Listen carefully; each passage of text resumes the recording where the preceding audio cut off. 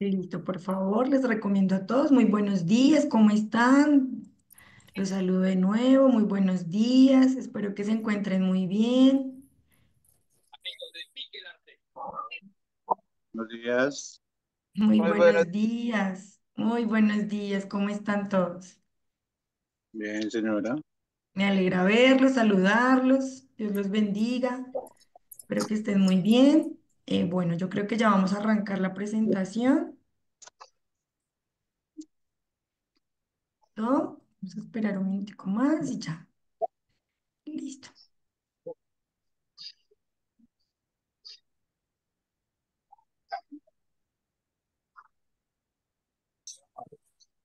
Muy bien, por favor, les recomiendo a todos tener un lapicito y una hojita a la mano para un ejercicio que vamos a hacer. Y también, por favor, les recomiendo a todos silenciar, por favor, su micrófono. Las preguntas que tengan o inquietudes que les surjan durante la presentación las vamos a hacer al finalizar, ¿vale?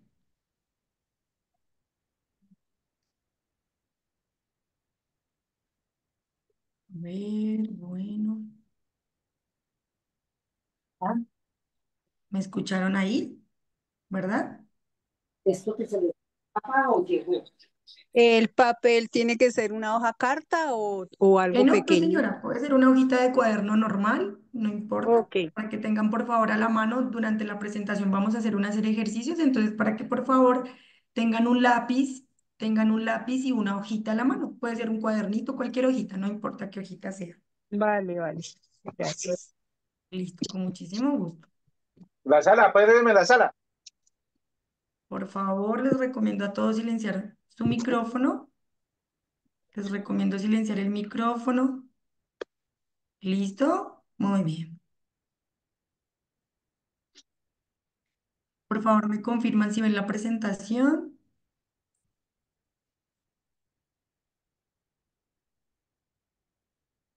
Me confirman ahí si ven la presentación, por favor.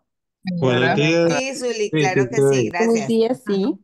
Yo Bueno, todo por señalización. Señora. muy Muchas bien, gracias. muy bien, muy bueno. Vamos a empezar ahora sí. Muy buenos días para todos. Mi nombre es Zuli Rosso, yo soy fonoaudióloga de la sede Neuroactivo Suba. Y el día de hoy, esta capacitación hace parte del programa de membresía de cuidadores, que es exclusiva para ustedes, los cuidadores de nuestros queridos y adorados usuarios de Neuroactivo. Este programa es grupal, sin embargo, se tiene en cuenta las capacidades y habilidades de cada uno de nuestros usuarios y se va modificando en la manera que, pues digamos, Neuroactivo en el desarrollo de su intervención va haciendo con cada uno de estos queridos usuarios. Bueno, espero que tengan un buen provecho de esta presentación, de esta capacitación. Preguntas o dudas que les surjan, por favor, las vamos haciendo al finalizar. Pueden dejarlas en el chat o las escriben en una hojita y cuando terminemos la capacitación vamos haciendo las preguntas. ¿Listo? ¿Me escuchan todos ¿Listo? ahí, verdad? Sí. Listo, muy bien. Entonces, el nombre de esta capacitación se llama Trastornos del lenguaje en el Alzheimer y otras demencias. Entonces, importante, ¿qué es el Alzheimer? Es la causa más común y la número uno de las demencias. Se caracteriza por un deterioro gradual de la memoria, las habilidades cognitivas, sociales y el lenguaje. Esa es la más importante. Su prevalencia varía según las áreas geográficas estudiadas en los diferentes estudios que se hacen en el cerebro. También es importante recalcar que el Alzheimer tiene una escala del 1 al 7, donde, digamos, estas etapas se van diagnosticando o digamos que determinando según la severidad de la enfermedad. Digamos, en el grado uno 2 y 3 pues es un deterioro cognitivo, digamos que algo leve, ¿sí? Lo mismo que el deterioro también en el grado 3 lo que es uno 2 y 3 son deterioros cognitivos, digamos, leves. En la fase, digamos que moderada, está entre la 4 y la 5 la fase, pues, digamos que grave, ya se considera la 6 donde se tiene, digamos, de que tener en cuenta necesidad de ayuda permanente en los usuarios. También es importante recalcar que Japón tiene la prevalencia más baja de Alzheimer entre los países más desarrollados Y digamos que Latinoamérica, lo que es Argentina, Chile, Uruguay y Colombia, son los países latinoamericanos donde predomina aún mayor los casos de demencia y Alzheimer. Muy bien, me confirman por favor si están viendo la presentación. ¿Me escuchan bien? Sí, Zuli, te escuchamos bien. Perfecto. Muy bien. Listo. Muy bien. Entonces, en las características importantes, entonces tenemos que el predominio más va en mujeres que en hombres, ¿cierto? Entonces a las mujeres siempre como que les da esa prevalencia mayor de ese tipo de características del Alzheimer en un grupo de entre los 65 y los 89 años. A veces es importante que hay, digamos que prevalencia cuando ya se diagnostica la enfermedad, cuando ya está demasiado avanzada. Digamos que ya los casos que son muy severos, pues digamos que se diagnostican de una manera, digamos, de los 70 80. Y los primeros síntomas de la enfermedad del Alzheimer varían de persona a persona. No quiere decir que porque a mi papá le dio Alzheimer, a mi mamá le dio Alzheimer, pues sean los mismos síntomas. Esto varía, digamos, de las personas, ¿no? Claudia, ¿tienes alguna pregunta? ¿Estás levantando la manito? Buenos días, sí, tengo Muy una buenos pregunta. días. Sí, Mira, señora. pues la pregunta está asociada porque mencionas que en países como Japón eh, no, o sea, se da menos pues este diagnóstico. Puede sonar tonto, pero ¿qué es lo que hace, digamos, o no sé si tengas de pronto o si hayas revisado esa parte?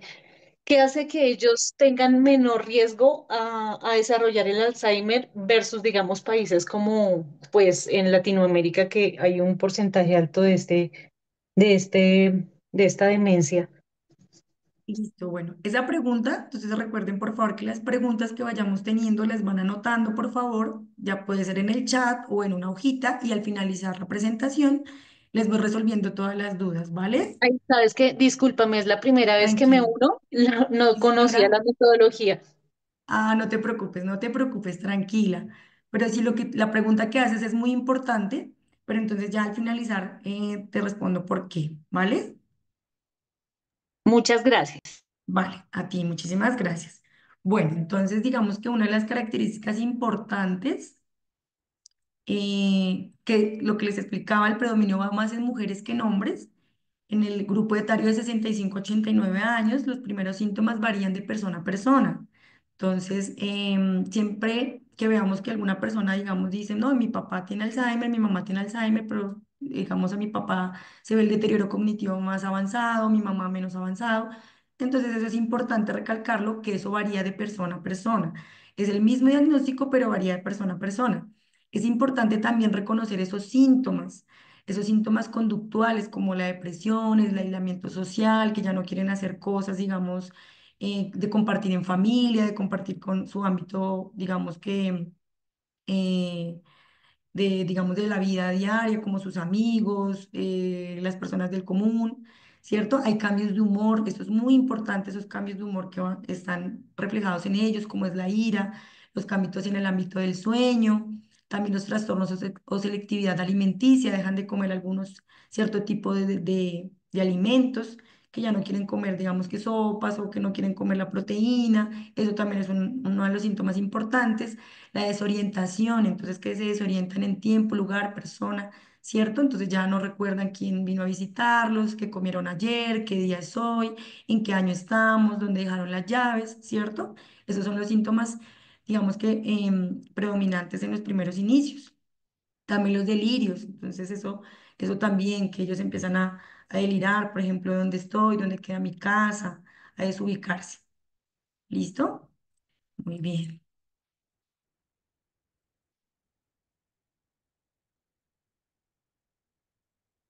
Entonces, qué es la demencia? Ya explicamos un poco qué era el Alzheimer, ahora qué es la demencia. Según la Organización Mundial de la Salud y la Clasificación Internacional de Enfermedades del CIE-10, define la demencia como un síndrome clínico orgánico, caracterizado por una disminución adquirida, gradual y progresiva y persistente de varias de las funciones intelectuales, como cuáles la memoria, la orientación importante, el lenguaje, el pensamiento abstracto, la capacidad de juicio, ¿cierto?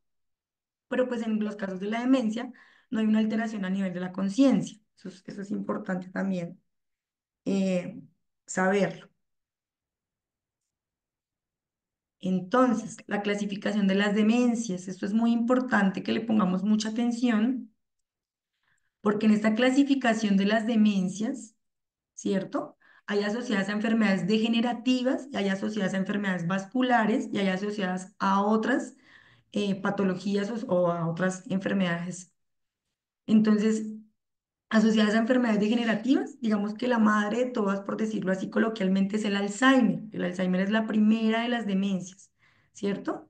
Y ya vienen otras demencias. Entonces está la demencia por cuerpos de Lewy, ¿cierto? Por enfermedad de Pick, enfermedad de Parkinson, enfermedad de Huntington, enfermedad de Wilson.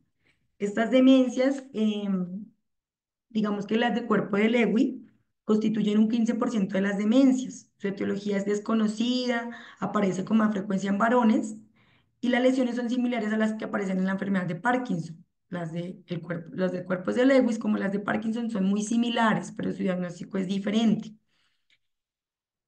¿Por qué son similares? Porque pues obviamente la demencia y las alucinaciones visuales son parecidas, los problemas de movimiento son parecidos, los trastornos del sueño, los estados de ánimo o los trastornos conductuales a veces se asocian a la enfermedad de Parkinson. La enfermedad de Pick, es otra de las demencias, entonces se puede presentar en cualquier edad, aunque en general aparece por encima de los 40 años. En fases iniciales se preserva relativamente la memoria y la orientación, predominando los síntomas afectivos, los cambios de la conducta.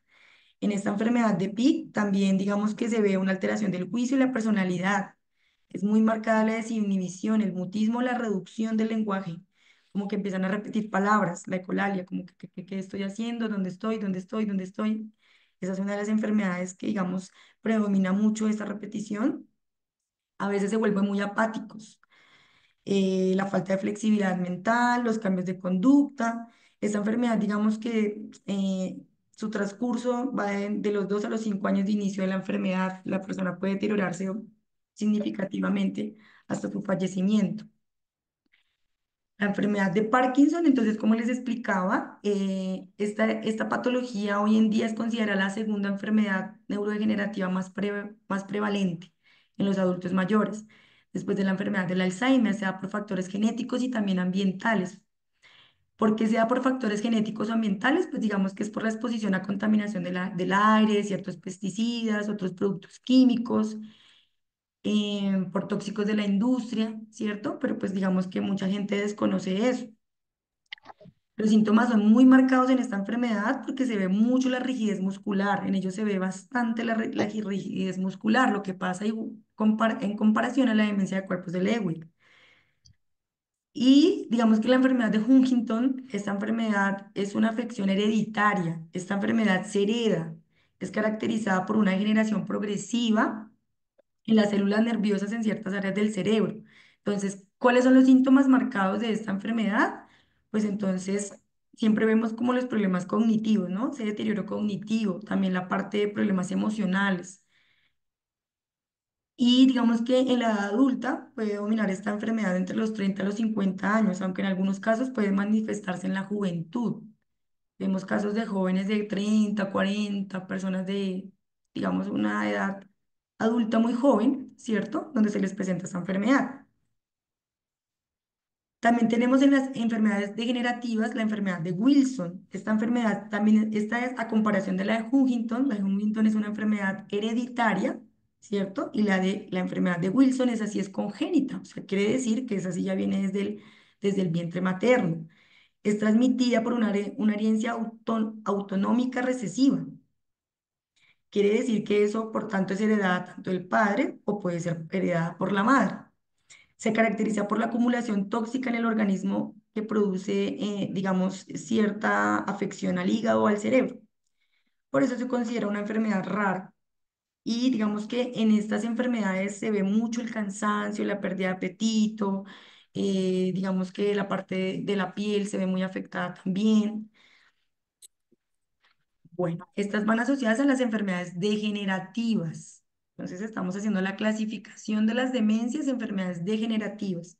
¿Por qué se dice degenerativas? Porque, digamos, a raíz de que va pasando el tiempo, los usuarios se van deteriorando y se van viendo de una manera muy avanzada.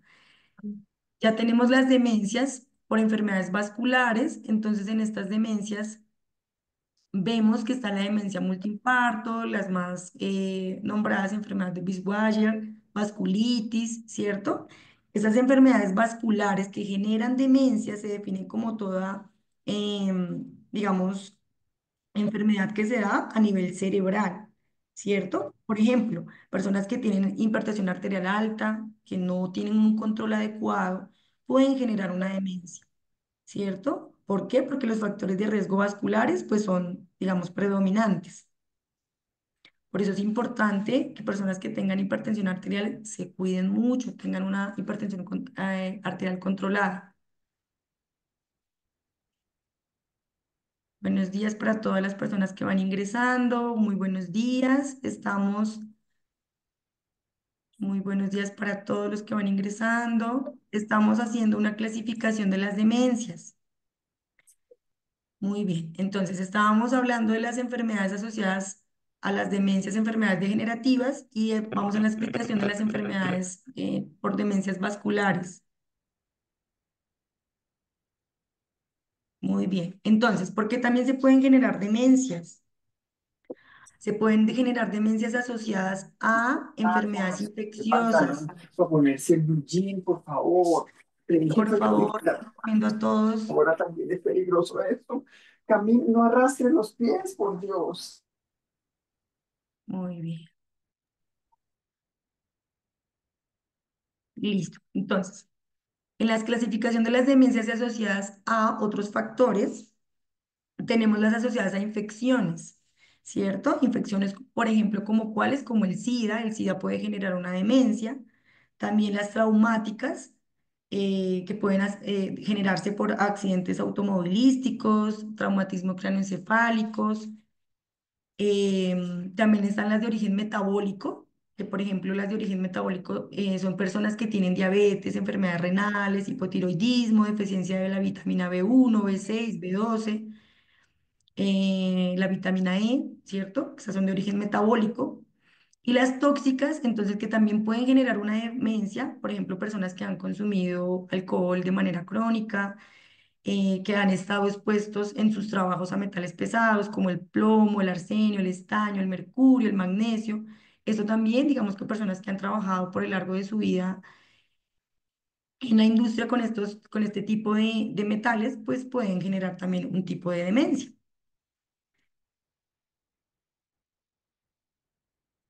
Muy bien, listo. Entonces, importante, ¿qué son los trastornos del lenguaje? Los trastornos del lenguaje son comunes en personas con Alzheimer y otro tipo de demencias. El lenguaje se ve afectado debido a la generación de las áreas cerebrales responsables de las funciones cognitivas, como es el hipocampo y las áreas corticales involucradas en la memoria. El procesamiento del lenguaje y la comunicación se ven muy afectados, tanto en el habla como en la comprensión, como en su lenguaje expresivo. Eso se ve muy afectado en los trastornos del lenguaje con personas con Alzheimer y demencia.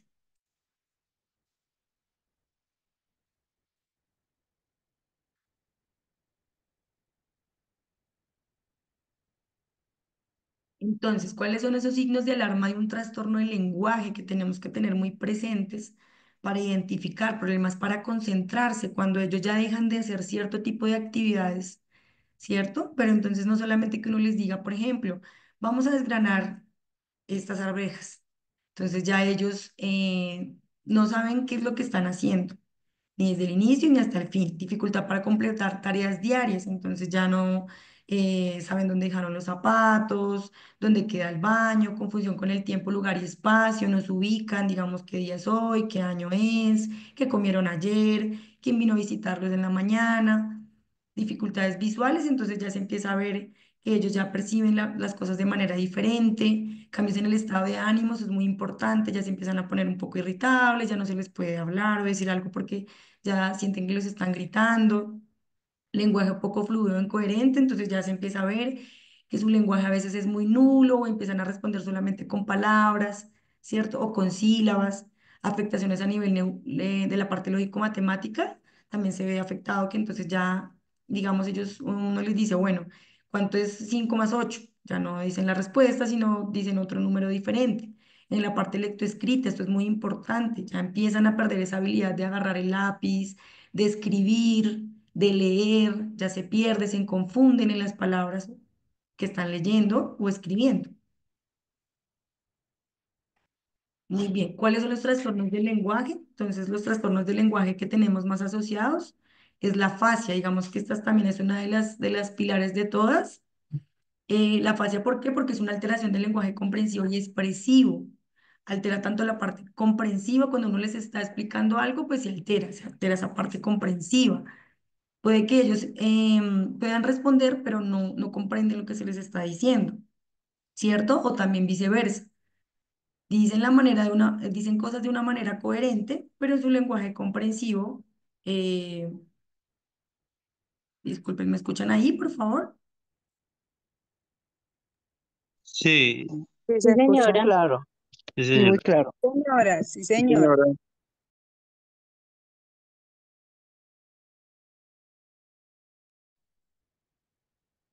Entonces,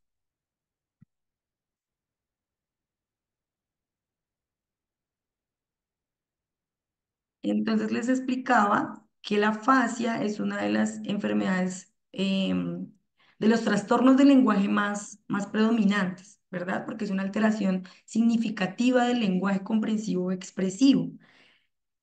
Bueno, ya en la praxia es un deterioro de la capacidad para llevar a cabo ciertas actividades motoras. Entonces, la praxia es, por ejemplo, cuando esas personas tienen cierta movilidad en toda su parte motora, como son la lengua, sus labios, ya hay un fallo, ¿sí? Entonces empiezan a responder con palabras como sí, mañana. No se les entiende, ¿verdad? La agnosia es un fallo en el reconocimiento e identificación de esos objetos. A pesar de que la función sensorial está intacta, ¿cierto? Ya hay un fallo en esos reconocimientos. Entonces, ¿qué pasa aquí en la agnosia? Por ejemplo, ya ciertos olores no los reconocen, ciertos sonidos de ciertos ambientes o de animales no los reconocen. En la parte sensitiva, entonces ya no se toleran el jabón, ya no toleran la crema. En la alteración de la ejecución, entonces en la planificación, en la organización de algo, de un discurso, de cómo decir una oración, de cómo decir una frase. Por ejemplo, le preguntamos, mami, ¿cómo es el arroz? ¿Cómo haces el arroz? El arroz con leche. Entonces ya no tiene esa organización o esa secuenciación de lo que se le está preguntando.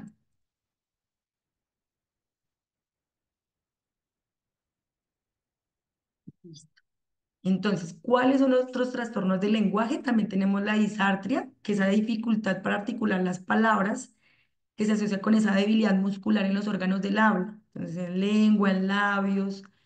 Es más común en las etapas avanzadas de la enfermedad, ya sea, digamos, de una demencia o de la enfermedad del Alzheimer. Una anomia, entonces también importante reconocer ese tipo típico de anomia, donde la persona tiene una dificultad muy marcada para nombrar objetos, entonces, o personas de la familia. ¿Cómo se llama esta persona? Es la hija y dice, ¿quién es esta persona? "Mm, mi mamá, mi abuela y es la hija, ¿verdad? O por ejemplo, yo le pregunto, ¿qué es esto? Es un lápiz y me dice, sí, para escribir. Bueno, pero ¿cómo se llama? ¿Cierto? Esa es una anomia, cuando tienen dificultad para describir cierto tipo de objetos. Muy bien, entonces aquí sí voy a entrar en materia que es una afasia. Entonces, una afasia es el trastorno del lenguaje más frecuente en la enfermedad del Alzheimer y también en las demencias. La afasia puede presentarse en diversas formas. Está la afasia anómica, que es la dificultad para encontrar las palabras adecuadas, ¿cierto? Entonces, lo que les explicaba del lápiz, ¿cómo se llama esto? Saben para qué sirve, pero no lo pueden decir. Y también está la clasificación de la afasia fluente. La afasia fluente puede hablar con fluidez la persona, pero sus frases, digamos, o oraciones a menudo son irrelevantes. Es incoherente lo que se le está preguntando a lo que él responde. Contiene palabras sin sentido, los llamados neologismos. Entonces, por ejemplo, mamá, ¿qué comimos ayer? ¿A dónde fuimos ayer? Mm, entonces, ejemplo, fueron a la casa de una de las hijas, comieron arroz con pollo y ella empieza a decir palabras incoherentes.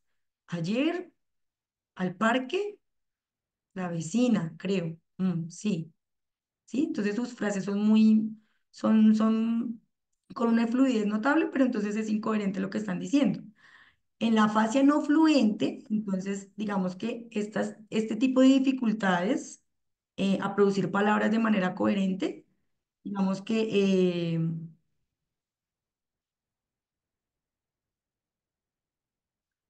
entonces en la fascia no fluente lo que nos sucede es que la persona no responde, ¿sí? Él habla es como pero él comprende todo lo que se le está diciendo. Entonces, por ejemplo, mamá, ¿a dónde fuimos ayer? ¿Al supermercado? Ah, sí, empieza su lenguaje a ser muy incoherente, pero comprende lo que se le está diciendo, diferente a la fascia fluente. No nos comprende, pero su lenguaje, digamos, del habla, sus palabras, son un poco más coherentes, o sea, en el sentido de la fluidez. Responde a las palabras, pero de una manera, digamos, incoherente. Dos tipos de afasia, entonces están en la clasificación de las afasias fluentes y de las afasias no fluentes. Entonces, en las afasias fluentes tenemos la afasia de Wernicke, que esta digamos que es una de las más nombradas, y en las afasias no fluentes la afasia de Broca, que también es una de las más nombradas. Entonces, en las afasias fluentes tenemos todo lo que digamos, en el cierto diagnóstico que dan los usuarios pueden expresar, pueden hablar, pueden decir ciertas palabras, ¿sí? Pero su lenguaje comprensivo está, digamos que nulo, no comprenden lo que se les está diciendo, pero tienen una respuesta del habla. Y en la fascia no fluente, entonces recordemos que es que la persona nos está comprendiendo, pero no puede expresar sus palabras. ¿M? Les voy a mostrar un claro ejemplo a continuación en un video de una fascia de Broca en una usuaria. Por favor, me confirman si escuchan el audio.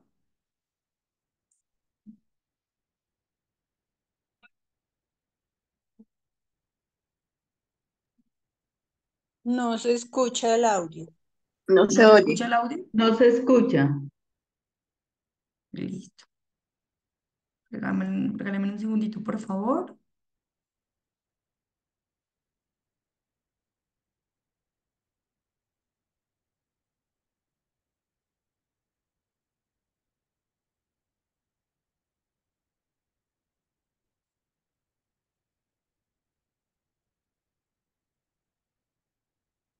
Por favor, me confirman si aquí lo pueden oír.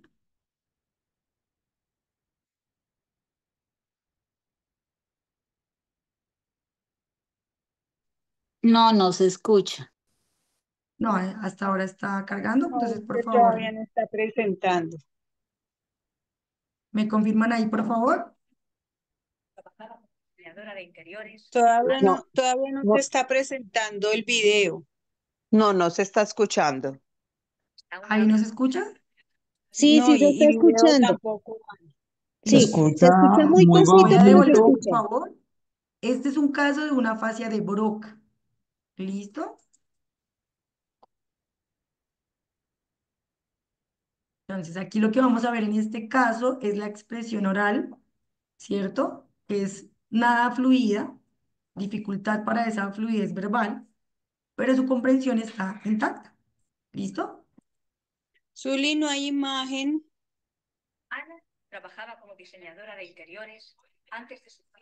Ahí ven, por favor, el video y el audio. No, El ¿Escuchan? audio sí, señora. pero el video no. La imagen no. no, no se ve nada ni se escucha. El audio un poco.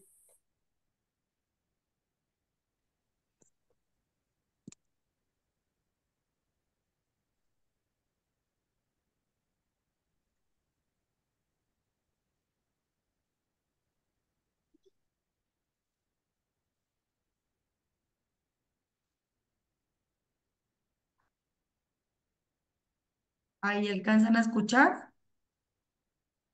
No, señora.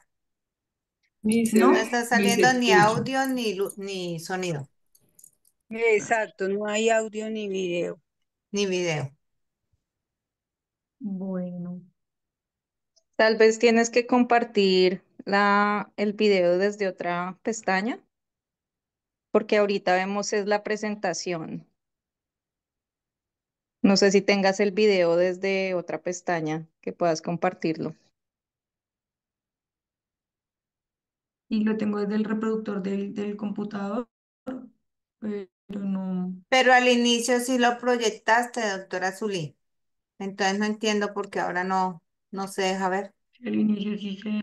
Sí, antes sí vimos el video, no teníamos era audio. Pues, Uli, como lo importante es el audio, si te parece, puedes mutear los micrófonos y dejarnos el audio para que podamos escuchar. Solamente así no se ve el video. Buena idea. Nos cuentas tú. Bueno, entonces por favor me confirman si ven el video y yo les voy como retroalimentando un poco de qué se ve en el video, ¿vale? Ahí ven, me confirman si por favor ahí ven el video. Sí, señora, sí hay video.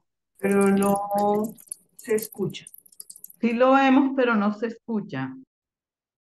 Bueno, ¿Cómo? entonces este es un caso de una usuaria que ya era diseñadora de ropa, de confecciones, y ella presentó una... ahí ven el video, por favor? Sí, sí estamos viendo el video. Bueno, ella tuvo un ACV isquémico en el lóbulo frontal izquierdo. Entonces aquí está en una consulta con fonoaudiología y le están preguntando qué serie de imágenes está viendo y debe responder.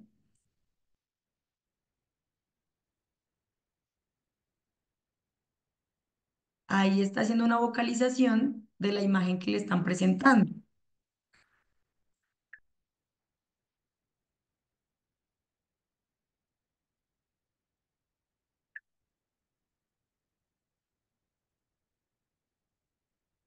Entonces en la imagen es una carta lo que le están mostrando y ella, ahí sí pueden ver cómo hace esa pronunciación tan marcada, ¿cierto? Y hace la pronunciación solamente en sílabas o en palabras muy cortas, entonces hace la simulación de...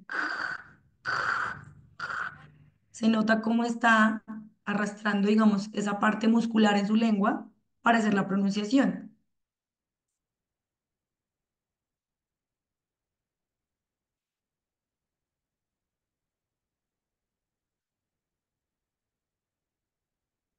Ahí le están mostrando la imagen de una manzana y ella le pregunta, ¿qué ves aquí?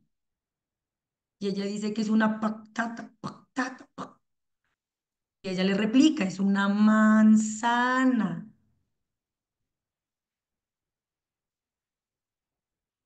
Bien, listo. Entonces, este es uno de los casos, digamos, predominantes que se puede visualizar en los usuarios con afasia de Broca. Su lenguaje, digamos que es muy nulo, sus respuestas son muy cortas, sus palabras son muy incoherentes, ¿sí? Pero digamos que en su parte visual y su parte comprensiva está intacta, pero su lenguaje, digamos, en su fluidez verbal es muy nula, que es la diferencia del caso, de un caso de Wernicke. Bueno, es importante también resaltar que en los errores lingüísticos típicos en las afasias, se ve muy marcado el lenguaje de las personas en unos rasgos muy característicos. Entonces, ¿cuáles son? La lectura y escritura se ve muy afectada en ellos. A pesar de que tuvieron, digamos, profesiones muy importantes, ya empezamos a notar que ya no empiezan de una manera significativa a escribir o no pueden leer o tienen ciertas dificultades en la articulación. Entonces, ¿cómo se va a afectar la articulación? En esas palabras incoherentes, en esas oraciones incoherentes, ya no empiezan a decir oraciones ni frases, sino entonces ya empiezan a responder con palabras, ¿cierto? Sí, no, mañana. Por ejemplo, ¿qué comiste, mami, ayer? "Mm, ah, pollo". Pero sus respuestas son muy cortas en la comprensión y dominación. Entonces, mami, vamos al baño, entonces ya no comprende dónde es el baño, cuál es el baño, en la denominación. Entonces, ¿qué es esto, mamá? muéstrame, dime qué es este objeto que te estoy mostrando. Y ya vamos a ver una cierta, digamos, incomprensión y también una cierta desinhibición de lo que se les está mostrando. ¿Listo? Entonces aquí vamos a ver también un video corto de la fascia de Broca. Ah, perdón, de la fascia de Wernicke. ¿Listo? Entonces, aquí en la fascia de Wernicke, a diferencia de la fascia de Broca, lo que vamos a ver es el caso de un señor.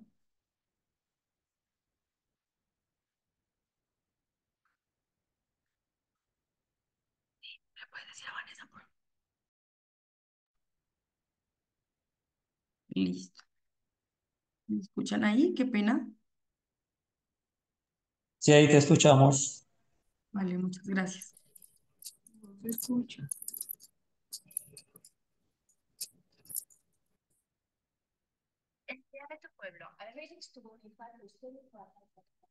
Entonces, este usuario se llama Félix, tuvo un ACV isquémico a causa de una operación, tuvo afectación en el lóbulo temporal izquierdo.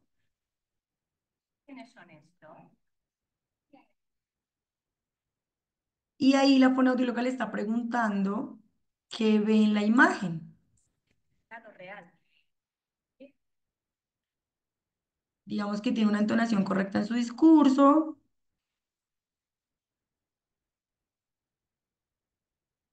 Le están preguntando la serie de unas imágenes de la familia. Y ella le pregunta, quién es ella?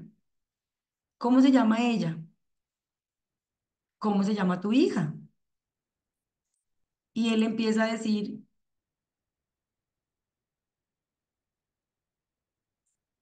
le empieza a decir que él estaba en el parque.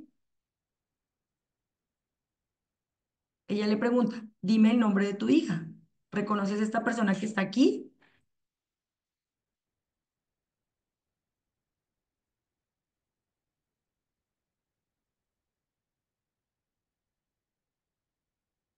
Y ella le dice, se llama Bere. Y él le dice, no, ella está en el parque. Estábamos en el parque de aventuras desde aquí hasta aquí. Entonces, ahí estamos notando que la fluidez verbal está intacta. Puede conformar oraciones, frases, pero su lenguaje comprensivo es nulo. Hay una afectación significativa allí. Muy bien.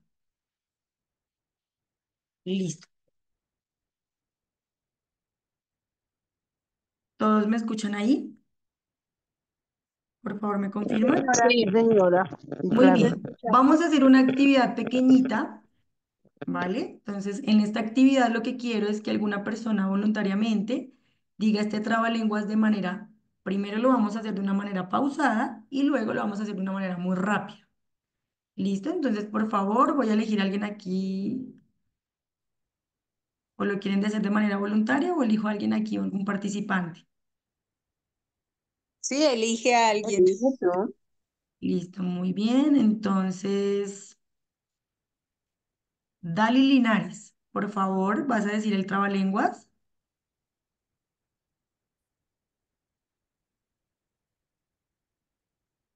Dali.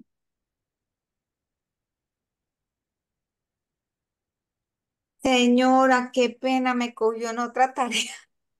Tres tristes tigres tragan trigo en el trigal entre tristes tragos, entre tres tristes trastos, tragan trigo en el trigal, tres tristes tigres. Muy bien, Dali, lo vas a decir ahora de una manera más rápida, ¿vale? Uy, me va a matar dos. Tres tristes tigres tragan en el trigal,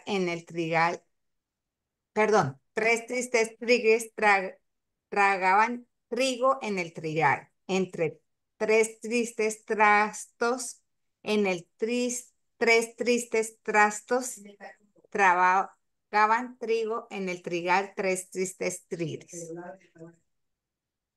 Muy bien. Listo. ¿Qué dificultad sientes cuando estás haciendo la articulación de este trabalenguas? Mi dificultad siempre ha sido, como toda mujer llanera, que nosotros no manejamos casi la R. Muy bien, Dali. Excelente. Bueno, voy a elegir a otra persona al azar para que por favor diga el trabalenguas. ¿Listo? Betty Guevara.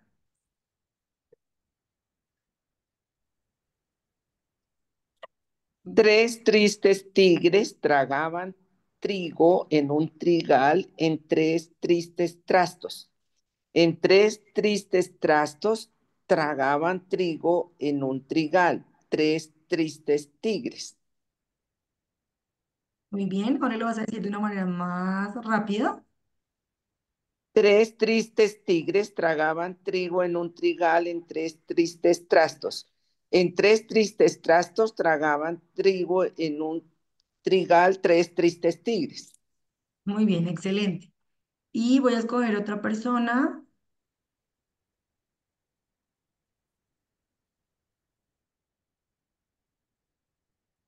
Jesús Hernández, por favor.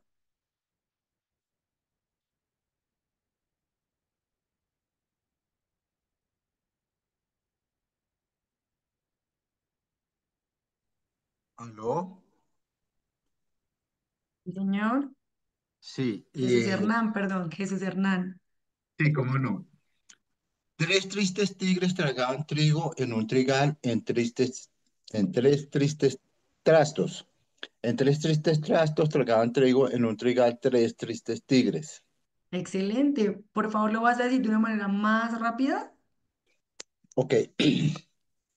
Tres tristes tigres tragaban trigo en un trigal en tres tristes trastos. En tres tristes trastos tragaban trigo en un trigal, tres tristes tigres. Excelente, don Jesús. Muy bien, muchísimas gracias. Gracias.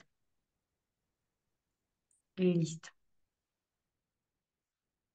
Entonces, así como nosotros, digamos, tenemos ciertas dificultades a la manera de articular esas palabras, asimismo se ve reflejado a veces en un usuario con demencia.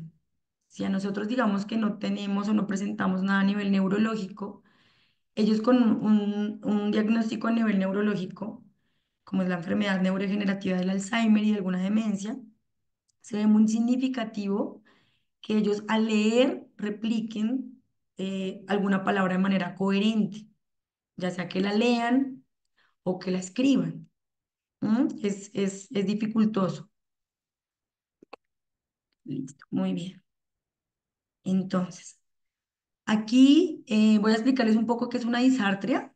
La disartria, digamos que es un trastorno motor del habla de origen neurológico, que está caracterizado por esa lentitud, esa debilidad, esa imprecisión o incoordinación en los movimientos involuntarios, ¿cierto? En alteración del tono de la musculatura implicada en el habla. Entonces, ¿cuál sería? Los labios, nuestra parte, digamos, de nuestros cacheticos, la lengua, em, en esa incoordinación de la mandíbula.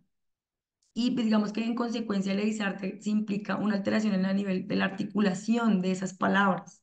Entonces ya digamos, los usuarios ya tienen un cierto tono de voz más bajo, ya no se les entiende lo que están hablando.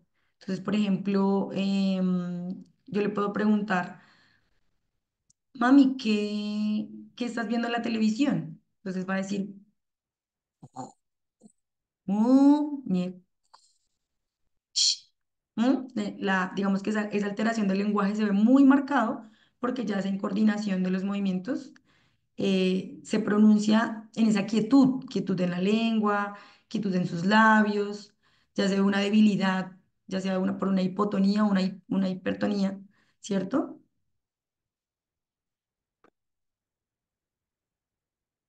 Entonces, ¿qué genera la disartria?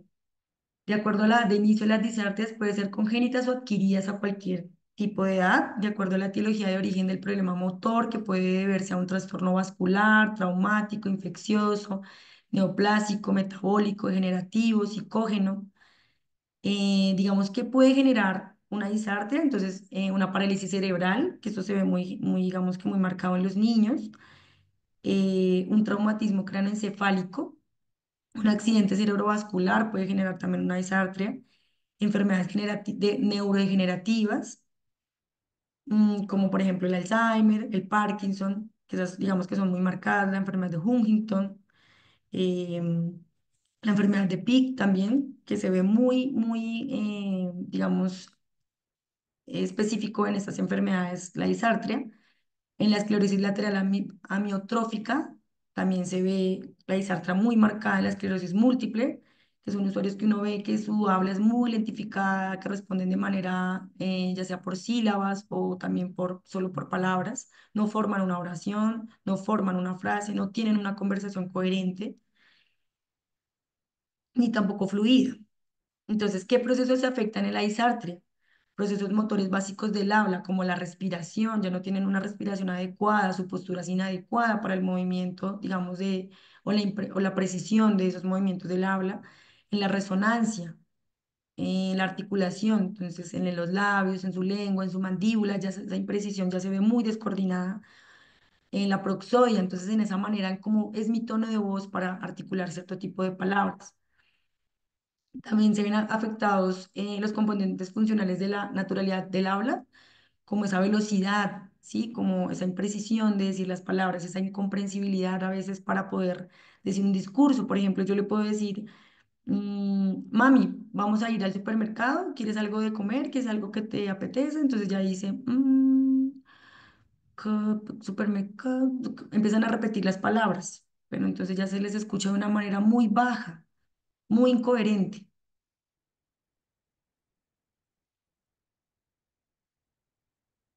Listo, entonces en la clasificación de las disartrias tenemos las espásticas, la flácida, la tásica, la hipocinética, la hipercinética, la hipercinética predominantemente rápida o la mixta. Digamos que para entrar en materia, clasificarlos o a explicarles cada una de ellas es algo extenso. Entonces, digamos que las disartrias siempre se van a clasificar por esa ininteligibilidad en el habla. O sea, siempre que veamos una persona con una disartria, tiene una hipotonía a nivel de la comisura labial derecha o izquierda, tienen ciertos trastornos también para la alimentación, personas que ya no pueden, digamos, masticar, triturar el alimento, ya tiene que ser solamente por licuado. Ya digamos que esos músculos a nivel de la parte de la cara se ven muy afectados, ¿sí? Su lengua también es una lengua, digamos que muy blanquecina, ya las prótesis dentales no les gusta usarlas, ya no quieren tolerar que les bañen los dientes, eso se ve muy distintivo en las disartrias. Aquí vamos a ver el caso de una señora de 90 años que tiene una enfermedad de Parkinson y tiene una disartria hipocinética. Entonces, una de las síntomas de esta disartria es el tono de voz muy bajo. No se les escucha lo que están diciendo. También se puede ver que arrastran como mucho esa lengua, no abren mucho la boca para articular las palabras. Son usuarios que uno ve que o sea, su lenguaje es muy incomprensible. Entonces, por ejemplo, aquí en el video le preguntan a la señora, ¿qué comiste ayer? Si pueden ver la imagen, ella no articula sus palabras. Su comisura labial está muy caída y responde diciendo que comió sopa. Le preguntan que qué comió de proteína y ella responde que si nos damos cuenta aquí, en su comisura labial, de los dos lados se ve muy caída. Sus labios se ven muy retraídos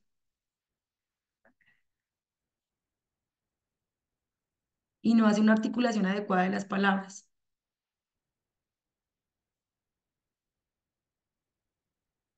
Entonces, hacen es como una especie de balbuceo, como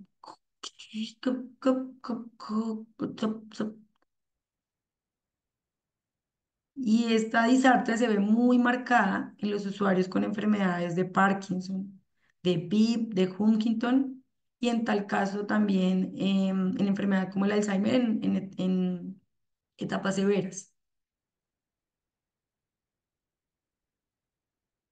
Muy bien. Bueno, en esta actividad también voy a escoger algunas personas al azar.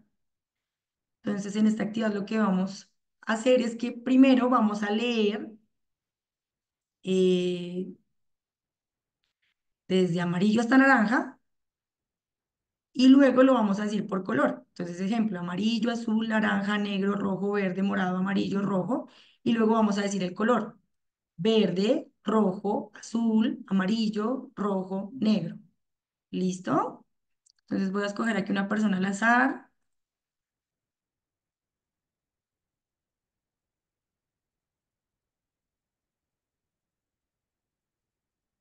Amanda Chaparro, Sí. por favor, vas a leer primero sin el color. Solamente vas a leer lo que está en cada una de las palabras y luego lo vas a decir por color, ¿vale? Amarillo, azul, naranja, negro, rojo, verde, morado, amarillo, rojo, naranja, verde, negro, azul, rojo, morado, verde, azul, naranja. Muy bien, ahora lo vas a decir por color, por favor. Amarillo, azul, rojo, naranja, azul, morado, verde, azul, naranja, rojo, amarillo, rojo, verde, naranja, morado, verde. ¿Me faltó algo? Muy bien, muy bien. Listo, voy a escoger por favor a otra persona. Elizabeth Bonilla. Ah, perdón, no. A ver, otra persona. Elizabeth Bonilla.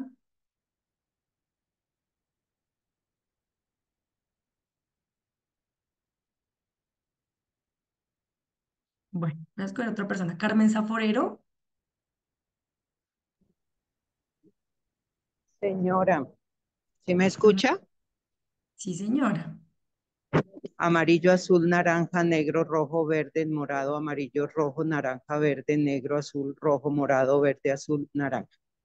Muy bien, lo vas a decir por color, por favor. Verde, rojo, eso es morado, amarillo, morado, negro, rojo, morado, verde, negro, rojo, amarillo, verde, morado, negro, morado, rojo, verde.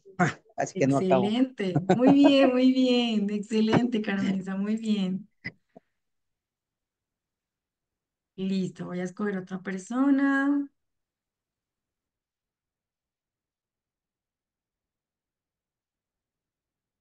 Por aquí hay uno que dice iPhone de Felipe.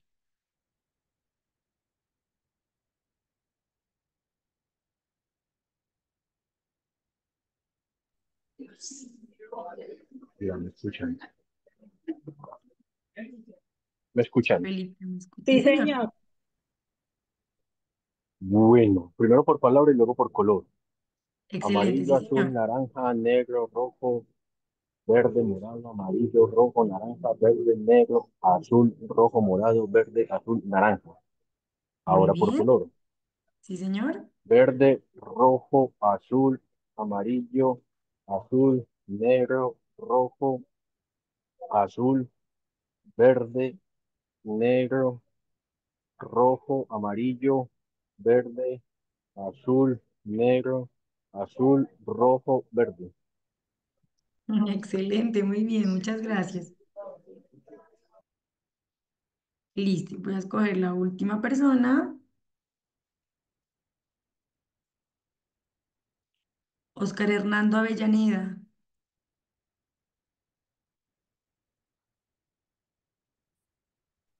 Sí, dime. Listo. Por favor, vas a leer primero cada palabra y luego por color. ¿Listo? Bueno,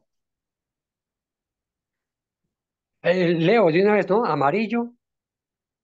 ¿Digo el color? No. No, primero lo vas a decir por palabra, amarillo, azul, naranja y luego por color. Luego, o sea, negro, rojo, verde. ¿Sí? Morado, amarillo, rojo, naranja, verde, negro, azul, rojo, morado, verde, azul, naranja. Ahí está toda la lista. Color, el amarillo, que dice amarillo, está en verde. El azul está en rojo. El naranja está en azul. El negro está en amarillo. El rojo está en azul. El verde está Pero en no negro. debes, discúlpame, no debes decir la palabra, solo el color. Ah, bueno, listo. Entonces después, la tercera línea dice, sería rojo, azul, verde, negro, rojo, amarillo, eh, verde, rojo, no, perdón, ese es azul, negro, azul, rojo y verde.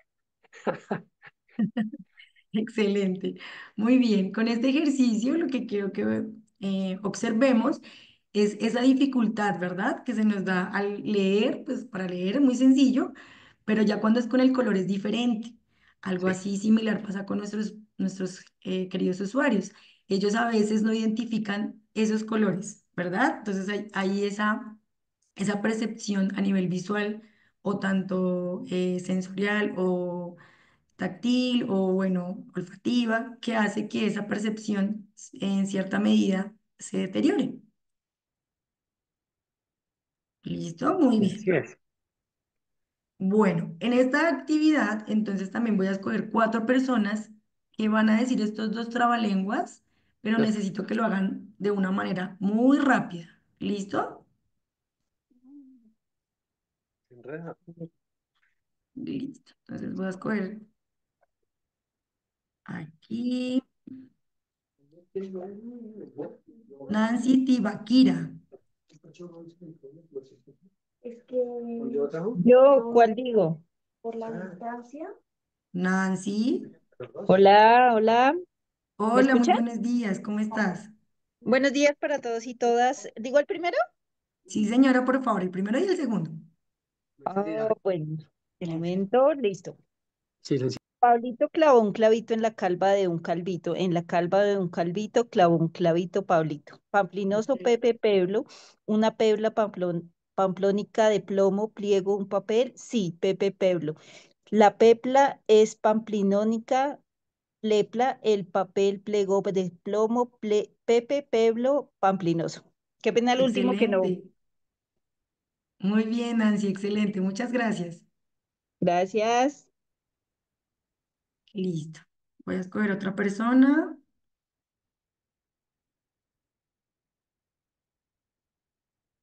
Janet Méndez.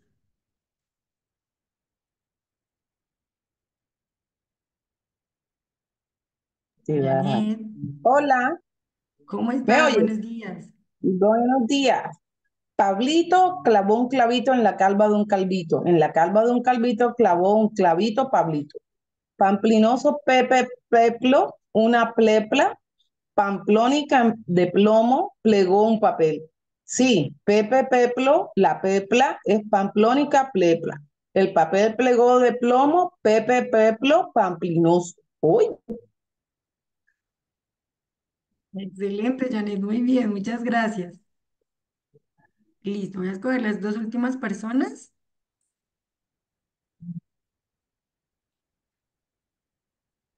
Marta Rojas, por favor.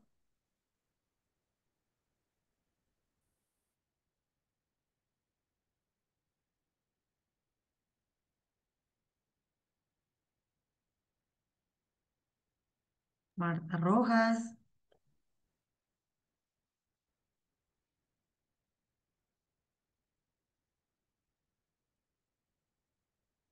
Bueno, voy a escoger otra persona. Orlando Riasco.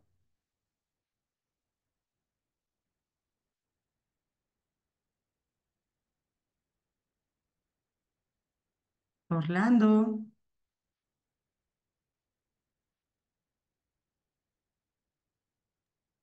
Hola, ¿me llaman? Disculpa.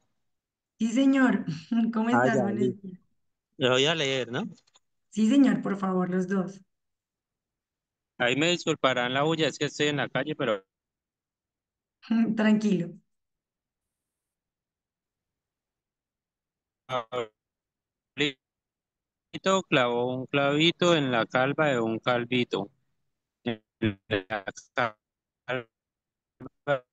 de un calvito.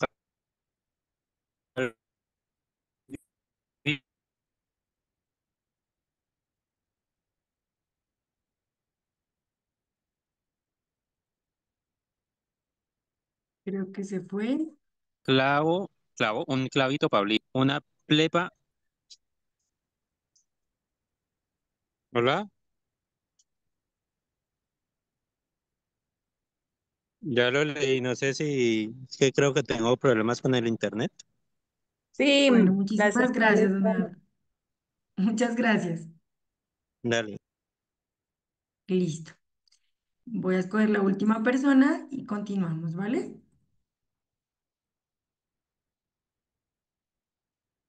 Andrés Merchan, Hola, buenos días. muy buenos días, ¿cómo estás? Muy bien, gracias. Bueno, Pablito clavó un clavito en la calva de un calvito, en la calva de un calvito clavó un clavito Pablito. Pamplinoso Pepe Peplo, una pepla pamplónica de plomo plegó un papel. Sí, Pepe Peplo, la pepla es pamplónica pepla, plepa. El papel plegó de plomo, Pepe Peplo pamplinoso. Excelente, muy bien, muchas gracias. Listo. Entonces, ¿qué dificultades ustedes observaron o oyeron de los participantes en esta actividad?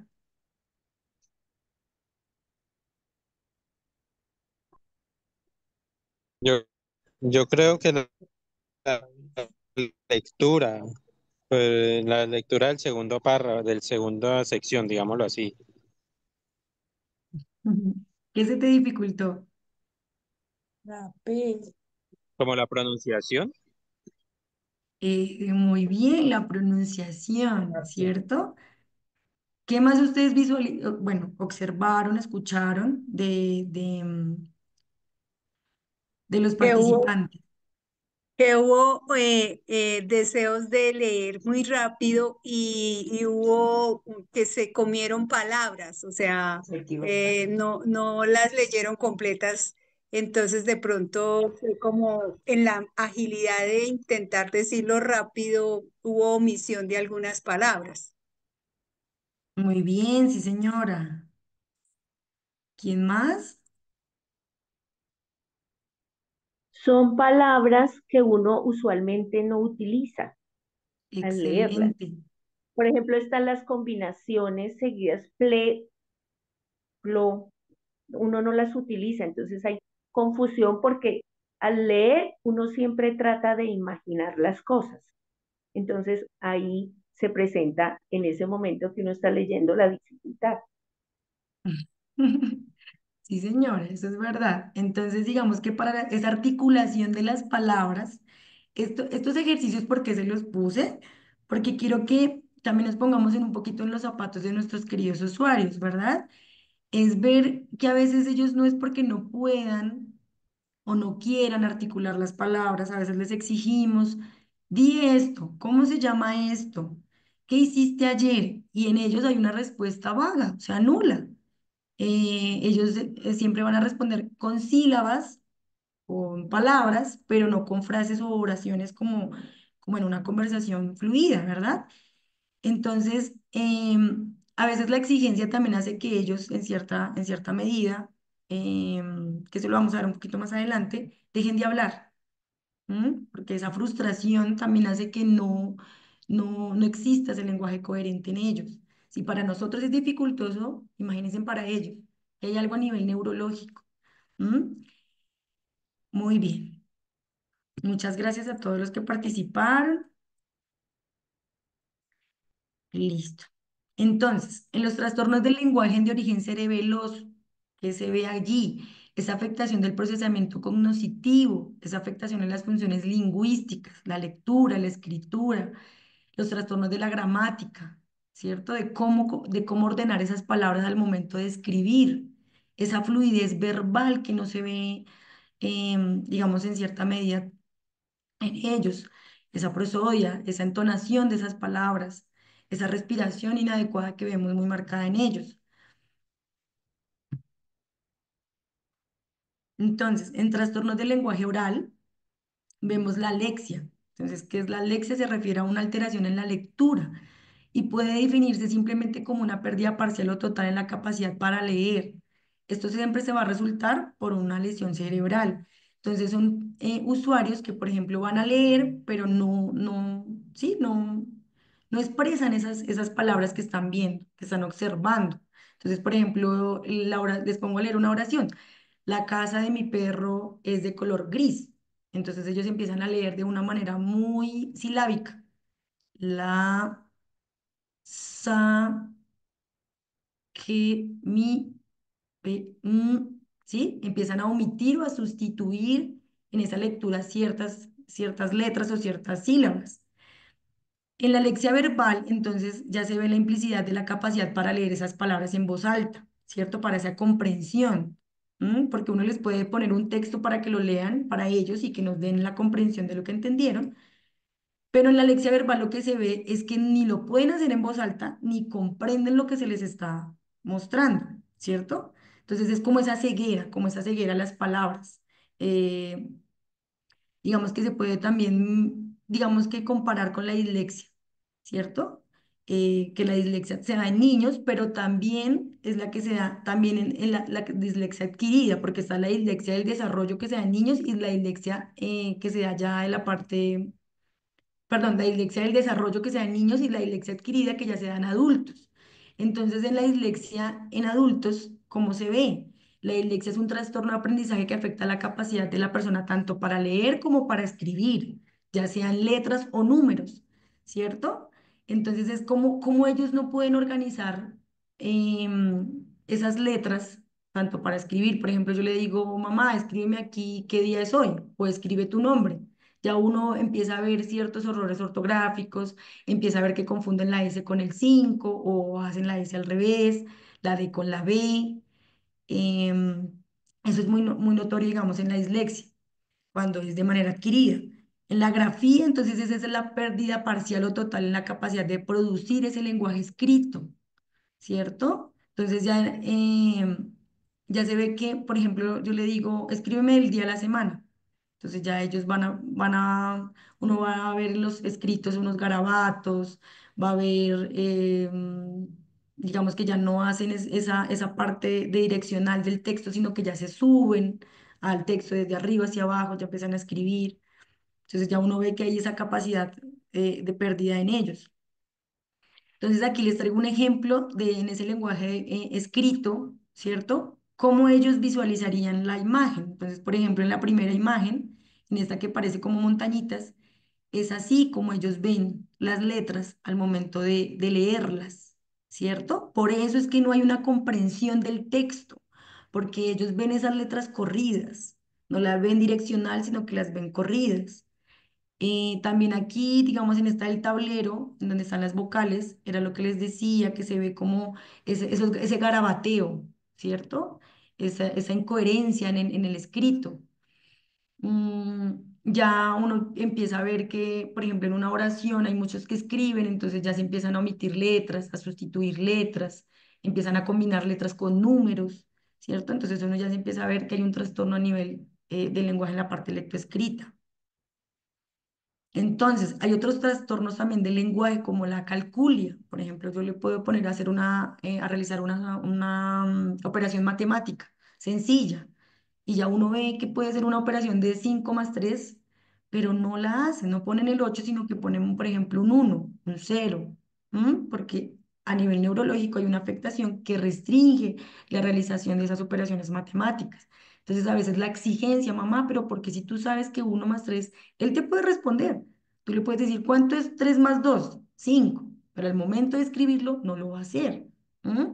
Porque no es la parte, digamos, de la comprensión, sino de la parte escrita. ¿Cómo yo puedo escribir, coger ese número y ponerlo en la hoja, plasmarlo? Es esa dificultad a nivel motor también.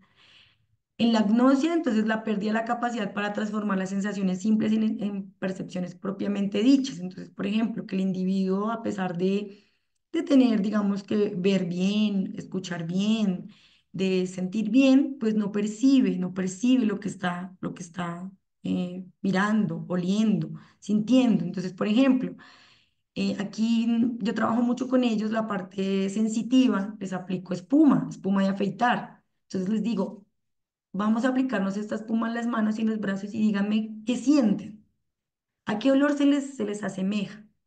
Entonces empiezan a decir que unos dicen que huele a aguacate, otros dicen que les huele a papa, que les huele a pollo. Es esa incoherencia en lo que están oliendo, en lo que están sintiendo.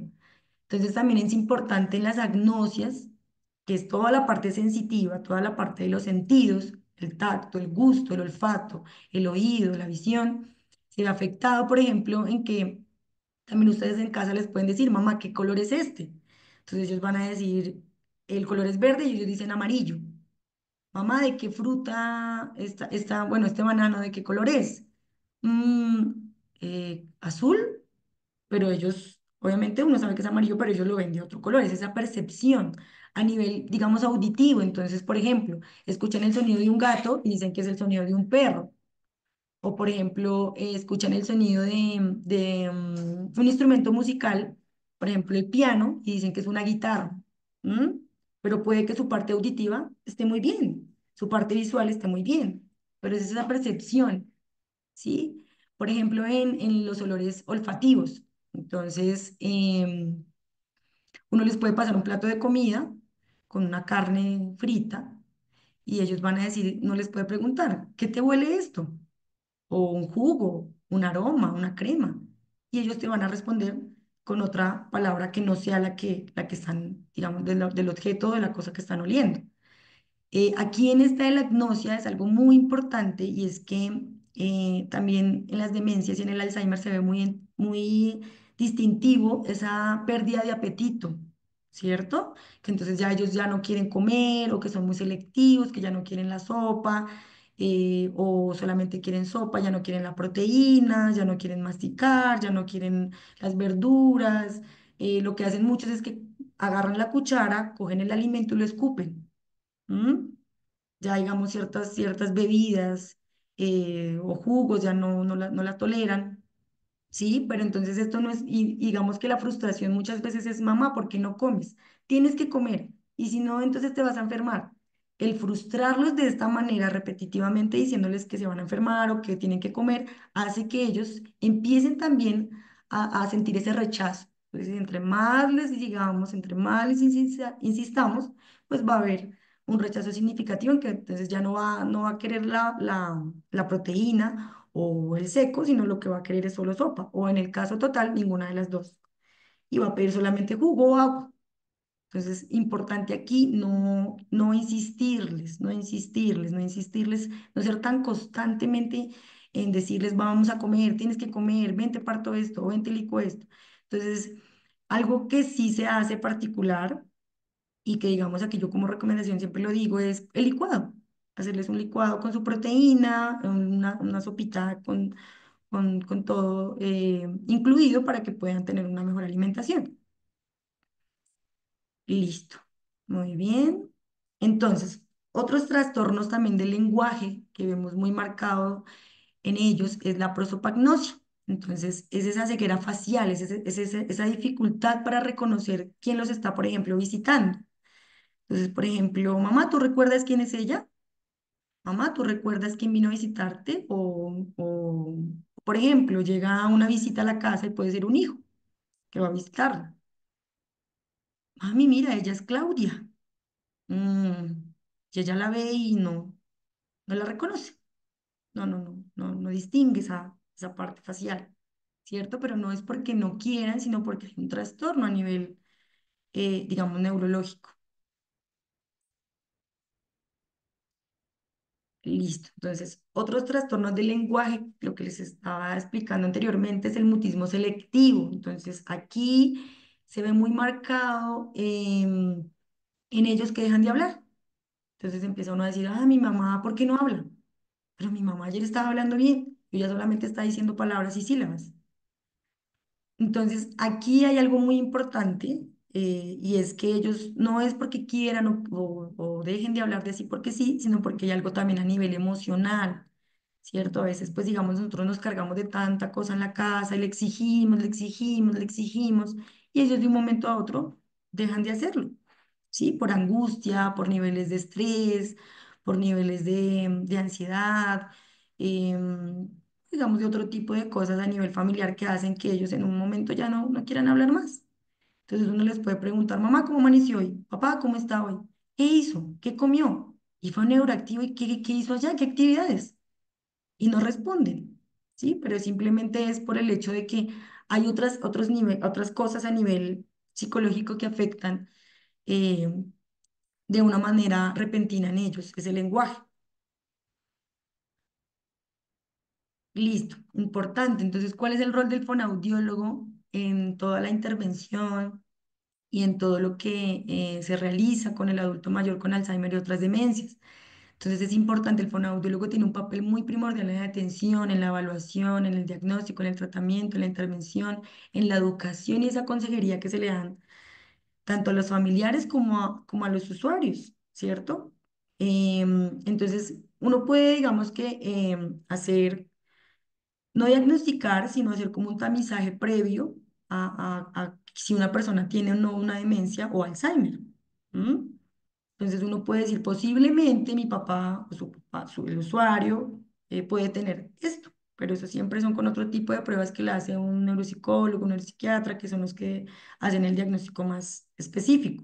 Pero entonces es ver que el fonoaudiólogo no solamente se enfatiza en la parte del oído, sino también en la parte del lenguaje, del habla, de la parte lectoescrita, de esa parte lógico-matemática, de esa parte de la alimentación, de la deglución, de esos procesos que a veces se ven muy perdidos y uno no sabe quién es el profesional que hace, que diagnostica o que hace la intervención en cuanto a todos esos procesos comunicativos y también de la alimentación, ¿cierto?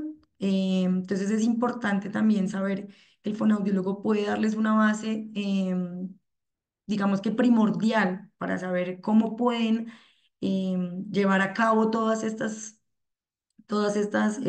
actividades en casa, ¿cierto? Porque muchas veces uno dice, no, pues yo voy al psicólogo, voy al médico general y él me dará pautas con mi mamá, pero no, por eso se dice que es un equipo interdisciplinar, que es el que abarca todas estas habilidades, porque todos tenemos un rol específico y sabemos qué actividades pues se pueden hacer con ellos. El tratamiento no farmacológico, pues digamos que algo que sí yo enfatizo mucho en las familias y es esa estimulación cognitiva que se les hace a ellos, ¿cierto? En esa concentración, atención, en cómo hablarles también en un tono de voz, porque no es lo mismo yo gritarte, hablarte en un tono de voz, digamos, pausado, calmado. Y a veces digamos que nosotros por cuestiones de estrés, de cosas que tenemos del trabajo, del día a día, somos un poco duros y toscos con ellos. Es la paciencia, esa resiliencia que a veces nos hace tanta falta. Entonces, ¿cómo fomentar en ellos también esas estrategias, ¿cierto? En casa, en esas rutinas diarias. Entonces, yo siempre digamos que enfatizo en ponerles imágenes. Aquí es el baño, ponerle en letra baño y una imagen con el baño.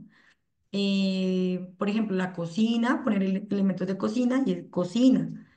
La escalera, poner una escalera con la imagen grande, ojalá en mayúscula, que ellos puedan visualizar, siempre con imágenes a color, que ellos puedan identificar y ver. Es muy importante también, digamos, tener un calendario grande donde ellos identifiquen el año, el mes, el día. Eso es muy importante. Todos los días, mamá, vamos a tachar qué día es hoy. Ojalá con un color rojo, con un color vivo, que ellos en el calendario puedan, mañana cumpleaños tal persona. Esos calendarios grandes impresos a color hacen que se ayuden mucho en el tiempo, espacio, lugar, ¿cierto? Esta es la casa, entonces en la entrada de la casa poner mi casa. Ojalá una foto con toda la familia. Eso hace que ellos identifiquen que es su casa. Mi cama, la imagen de mi cama, mi plato, mi ropa. Entonces, también, por ejemplo, la música. La música ayuda mucho, mucho, mucho en ellos.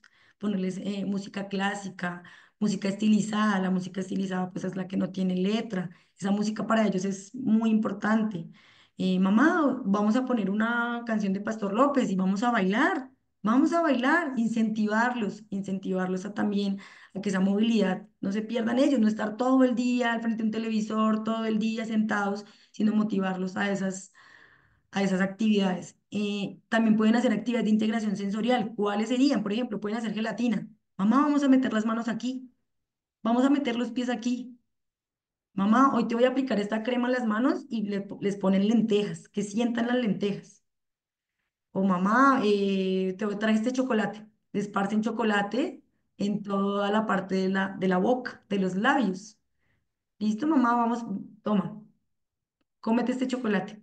¿Mm? También hacer masajes en el cuero cabelludo, también sirve mucho con masajeadores.